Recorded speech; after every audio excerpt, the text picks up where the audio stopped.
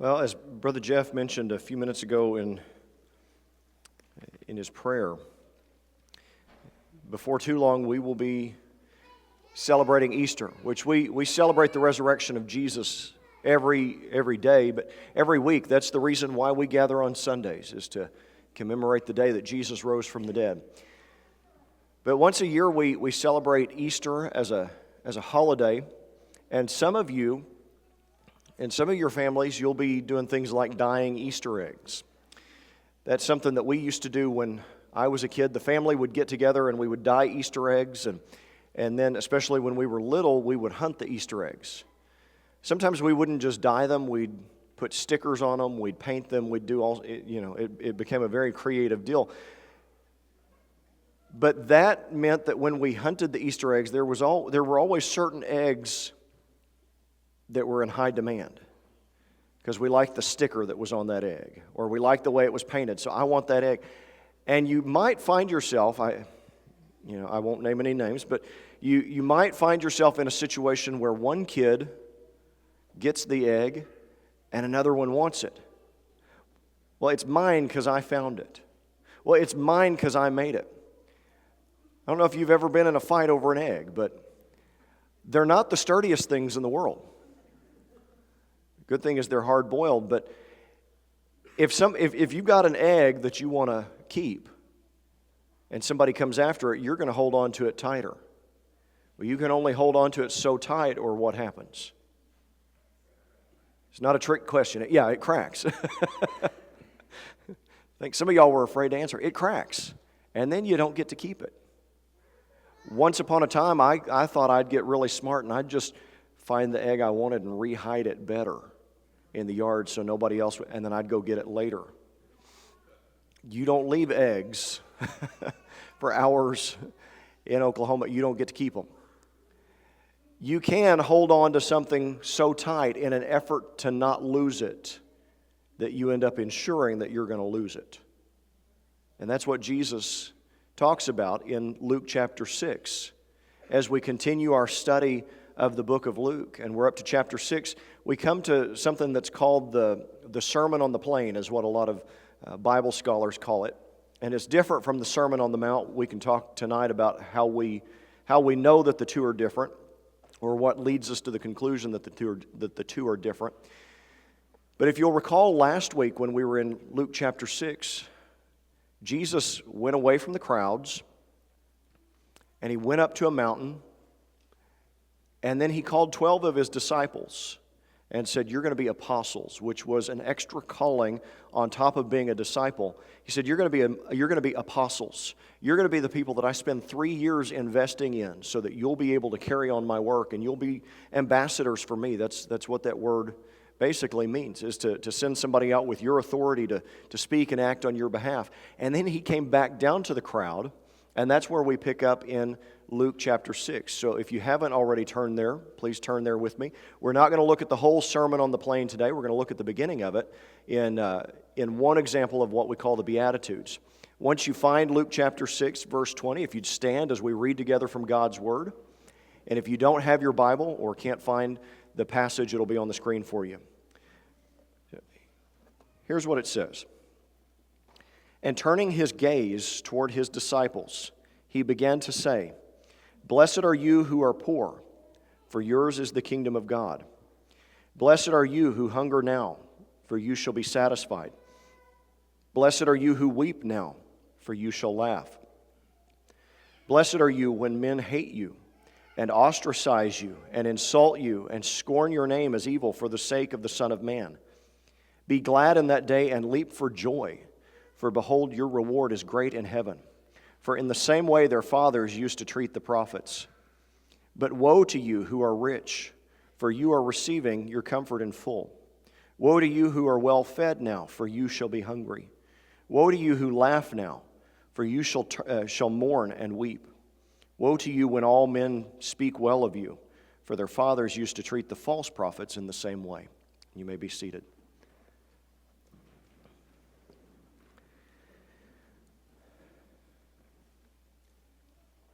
Now, the first thing we notice as we come to this passage is that he sets out two lists of things that people were doing or characteristics that they had, and they basically are mirror images of each other. He lists 4 things, 4 characteristics, and he says, blessed are you if you have these 4 characteristics. And then on the other side, after that, he lists 4 woes and says, woe to you if you have these 4. And each of the 4 in order are mirror images of each other. And what Jesus has just done here for the Pharisees, for anybody listening really, was to take everything that they knew about being right with God and to turn it on its head. Jesus overturns human standards of righteousness. Now, what I mean by this is that they had the belief, it was a prominent view in their day, that wealth was equal with righteousness. Now, having stuff, it didn't make you righteous. But if you were right with God, He was going to bless you with material blessings. And so you could look and know who was righteous based on how God had filled up their bank account. The presumption was if you were poor, if you were struggling in some way, it must mean somewhere you were out of step with God's will. If you were prospering, it must mean that you were right where God wanted you to be. As a matter of fact, a few weeks ago, I talked to you about the 24 chapters outside of the Bible from the Mishnah that explain rules on the Sabbath. That same section of the Mishnah, called the Tractate Shabbat, says the righteous in this world have good things in store for them in the world to come, and even in this world they are blessed with wealth, honor, and longevity. So it was just assumed if you had those things, it was a sign that you were right with God. And Jesus comes and throws out a concept that was completely opposite of that. And He's using words that indicated God's favor or disfavor. We read blessed, and we think, well, it just means you've got some blessings. You're happy. That's certainly true, but it means more than that. That Greek word makarios, if I'm pronouncing it right, I don't know, but I'm not great at pronunciation. But that Greek word is a word that they would use to indicate being in God's favor. And so He's talking to people and saying, if you're poor, if you're mourning, these things that the world would look at and say, you're struggling, so you're not right with God. And He says, no, you, blessed are you. And then that word for woe meant the opposite. It meant there was disfavor there. He's using them in an opposite sense of the way the culture would use them. So He's taking their very ideas about what it meant to be right with God and flipping them upside down. Now, what He's telling them here is that God is not concerned about your wealth. He's not looking at your wealth. God is looking at the heart. And Jesus here is not setting up another standard of saying, well, if you're poor, that's a sign that you're right with God. Poverty doesn't just mean you're automatically right with God. Just like wealth doesn't automatically mean you're right with God. Jesus is flipping the standard so they'd understand we can be completely presentable from a human standpoint. We can look like we've got everything together. We are rich. We are laughing. We are well-fed. We are well-spoken of. We can be all of the things that the world would look at and say, that person has got it all together, and we can still be alienated from a holy God. By the same token, we can still suffer and struggle and be justified before Him.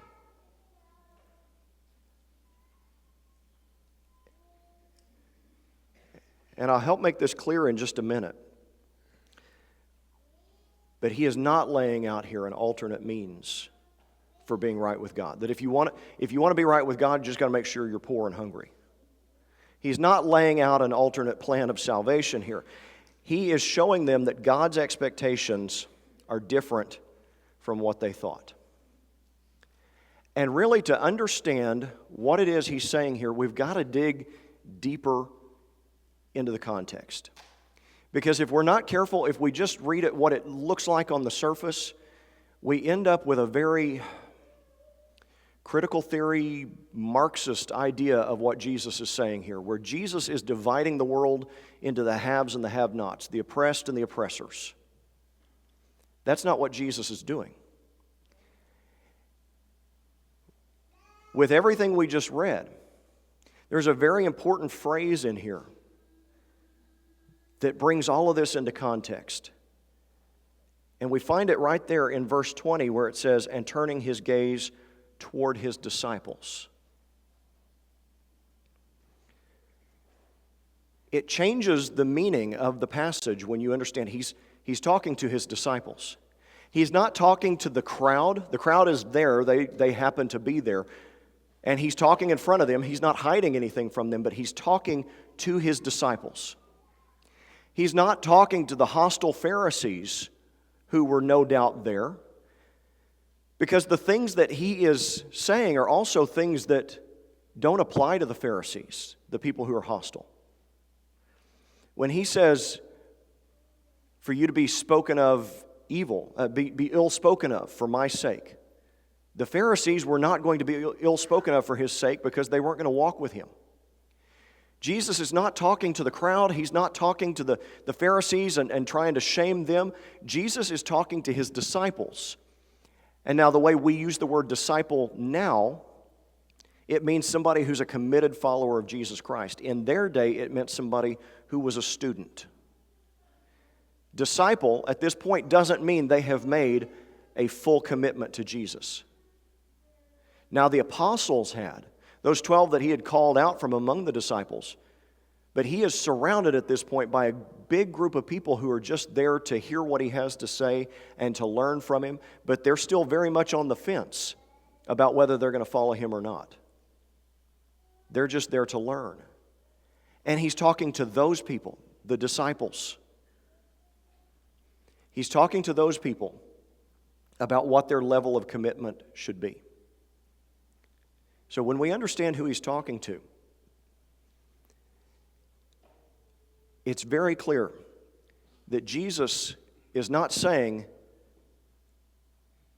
that God separates us according to what we have or don't have. What God is interested in is what we're willing to give up. That's the difference. He's not saying poor, good, rich, bad. He's not doing the opposite of the Pharisees. Our relationship with God is not determined by what we have. The direction of our walk with God is determined by what we're willing to give up. Because he's talking to this group of people who were starting to follow him. And what he's doing is he's talking to them about the importance of total commitment.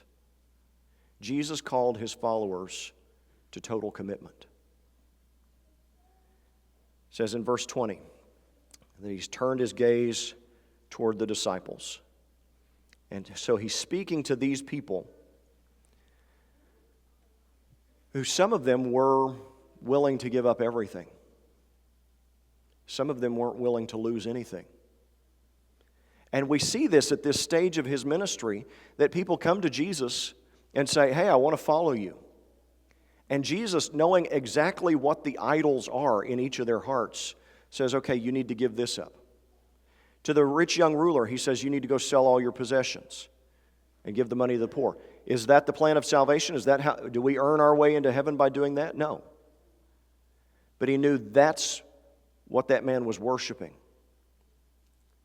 And so he said, you've got to give that up. To other people, he said, you've got to walk away from your family. Now, does estranging yourself from your family, is that the plan of salvation? No. But if that's what's going to keep you from following Jesus, that's the idol that needs to be dealt with. And there were people in this crowd. There were people in this crowd who had idols that needed to be dealt with. Just like those who said, well, let me go and bury my father first. Sounds like a reasonable request to us, but if you dig into the context, it sounds like his father wasn't even dead yet. He's saying, I need more time. I need an indefinite period of time, Jesus, and then when I get all my stuff straightened out, then I'll come follow you. And Jesus said, if you're not willing to walk away from everything, you're not worthy to follow me. He's calling them to a total commitment. Because some of them lived in fear of being poor. Wait, if I go follow you, I may lose my livelihood. What happened to Matthew? How was Matthew making money? Tax collecting. Was he always honest as the day is long? Probably not. The Bible doesn't indicate that he specifically was swindling people, but it doesn't say he wasn't, and that was kind of the presumption about tax collectors. He was making money. He walked away from it to follow Jesus. How was Peter feeding himself and his family? He's fishing. He walked away from that to follow Jesus. The same Jesus who said, the birds have nests and the foxes have holes to live in, the Son of Man has no place to lay his head. And there were people like Peter and like Matthew who were willing to walk away from all of that and say, if that's what it takes to follow Jesus, we'll come with you. But there were other people trying to make the plan B of how they could kind of follow Jesus and still hold on to the other stuff. And so what he's laying out here when he says, blessed are you if you're hungry, if you're poor, if you're mourning, if you're ill spoken of.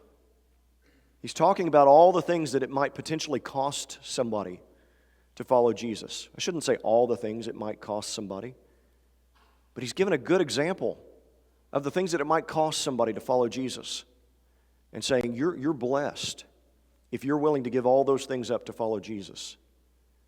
And on the same token, on the other side, woe is you if you're rich. Not because God's judging you for having stuff, but because there were people sitting in that crowd who were not going to follow Jesus because they didn't want to let go of that stuff.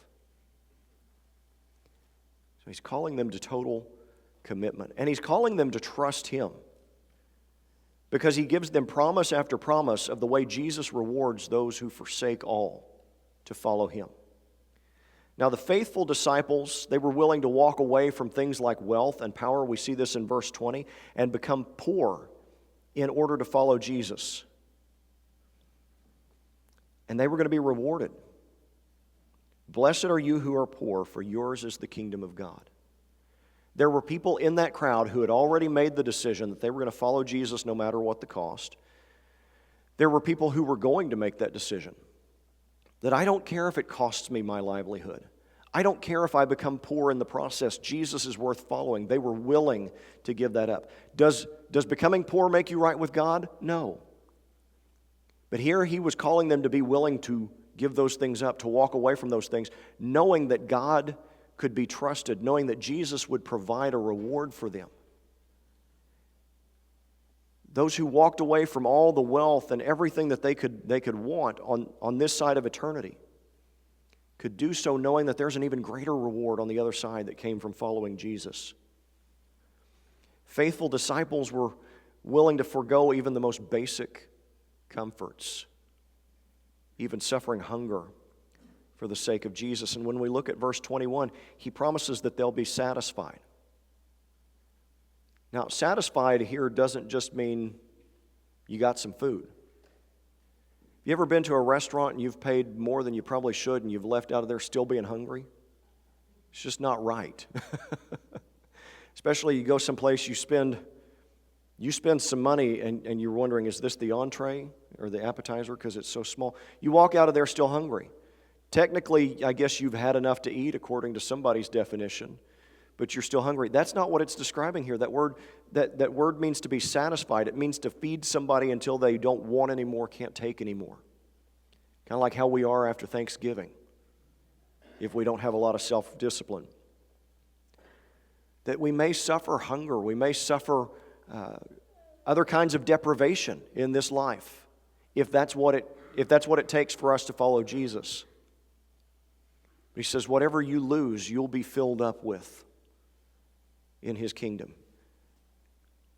Those who hunger will be satisfied. He says, blessed are you who weep now, because you'll laugh. Faithful disciples wept because they suffered discouragement and they suffered loss for the sake of Jesus.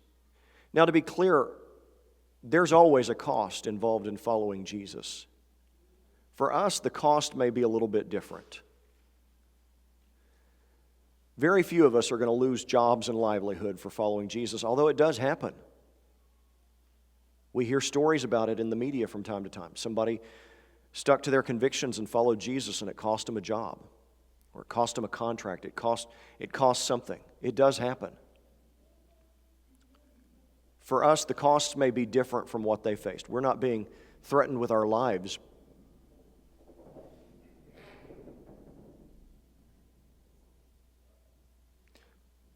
Okay. Wondering if we're about to be threatened with something coming through the ceiling. We're not being threatened with our lives most of the time, although there are believers in this world who are. But there's always a cost. And just because the costs for us don't look exactly like the cost for the people who were sitting there that day, doesn't mean that there's not a cost. And the call is the same. The call is the same, to be willing to pay the cost and to be willing to give up what's necessary to follow Jesus. But there were faithful disciples in that crowd who wept or would weep because they suffered discouragement and loss for the sake of Jesus. And sometimes we will suffer discouragement and loss for the sake of Jesus. Sometimes it's hard to be a follower of Jesus. Sometimes it's costly in terms of social connections or personal relationships. There's always a cost. But he said those who mourned would laugh because they'll find joy in him. And then we come to verse 22 and we find that faithful disciples were hated for his sake. For a lot of people, that's the worst thing, that's the worst threat there is, that people are going to hate you and ostracize you and insult you and all these things. And he's saying that's part of the cost here. And sometimes that's the great temptation, to not be as vocal in following Jesus, or not be as faithful, or not as committed, or not as principled in following Jesus, because we're worried about what the world will say about us. But to those people who gave up even their reputations for the sake of following Jesus, he told them that they would have reason to leap with joy. Okay, some translations say something like just be joyful. He's talking here about being able to leap with joy. I'm trying to think of the last time I was that excited about anything. But they'd be able to leap with joy knowing that God's servants have always been treated that way. You look at the Old Testament prophets who had a direct word from God, and when they would go out and speak it, they would be treated that way. And in our mind, well, if I'm suffering or have a bad reputation, or I must not be doing something right. Sometimes you can be doing everything right and still be ill spoken of, because that's how they treated the prophets. That's how they were going to treat the apostles. That's how the world that grows increasingly hostile toward the things of God will treat us. But he says, despite suffering there, a reward waits in heaven, in verse 23. What Jesus promises that there will be a cost for following him, but the rewards he promises will more than make up for it. The promises he gives us are enough because Jesus is enough. If we walk with him and are totally committed to him, we will lose things, but he will more than make up for what we lose. And then there's the flip side of it, that we lose the things we choose over Jesus anyway. It's like that egg we try to hold on to a little too tight and crack it. We're so determined that we don't want to lose these things. We don't want to lose our wealth. We don't want to lose our provisions and being well fed. We don't want to lose the things that make us happy in life. We don't want to lose the reputation and the approval of others.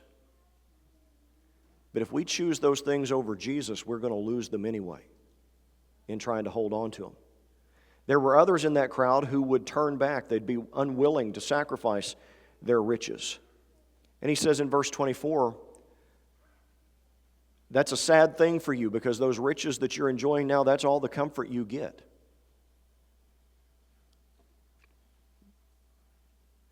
Riches can make us happy for a little while, but they don't bring the lasting joy that Jesus does. And eventually all of that stuff that we treasure here on earth, it just turns to dust anyway. The things that we're holding on to and choosing over Jesus, we'll eventually lose if we choose him over Jesus. Those who would turn their back on him because they were unwilling to suffer hunger or deprivation, one day he said, you're going to suffer those things anyway. Deciding not to follow Jesus does not mean that life will be perfect either.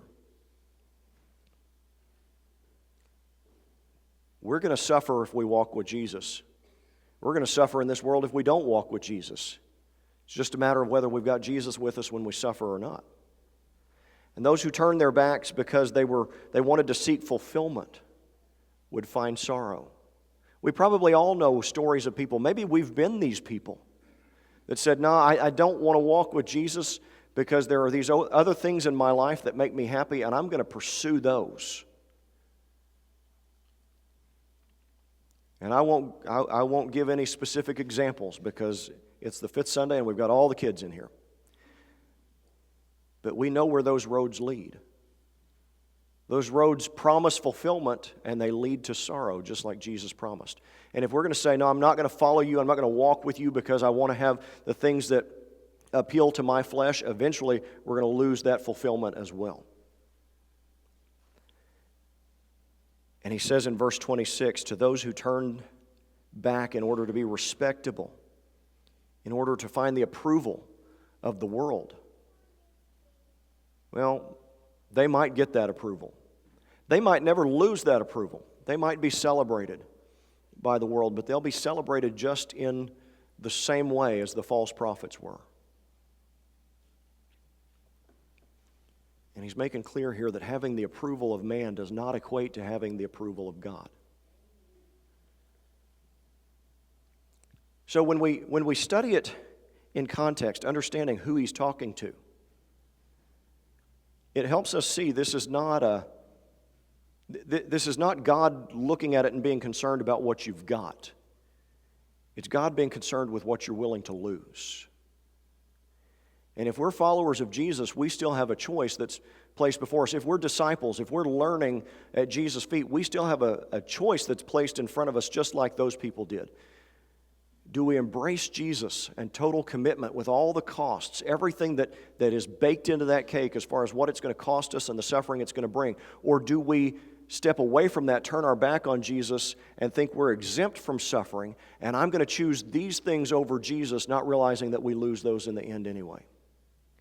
This is very much a call for believers to get out of the middle, to say we've either got to follow Jesus or not. And it's not that it's encouraged to not follow Jesus, but it's a recognition that there's one of two choices. And if we think we're going to hold on to what we want by not following Jesus and not being totally committed, we're going to lose those things anyway. And if we lose things to follow Jesus, he more than makes up for those anyway. And it led my mind back to a famous quote by a missionary named Jim Elliot. Some of you have heard his story. He was committed to Jesus Christ to the point that he was willing to give up anything and lost his life in the jungles of Ecuador, intending to take the gospel to native people. And eventually that many people, including the ones who killed him, were converted when his wife went back and continued to work with them.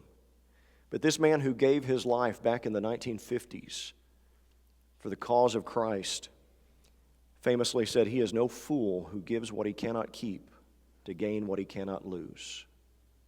That's the very thing that Jesus is talking about here. That disciples have a choice to give up what we cannot keep in order to gain what we cannot lose. If you're a believer in Jesus already this morning, that's the call to you.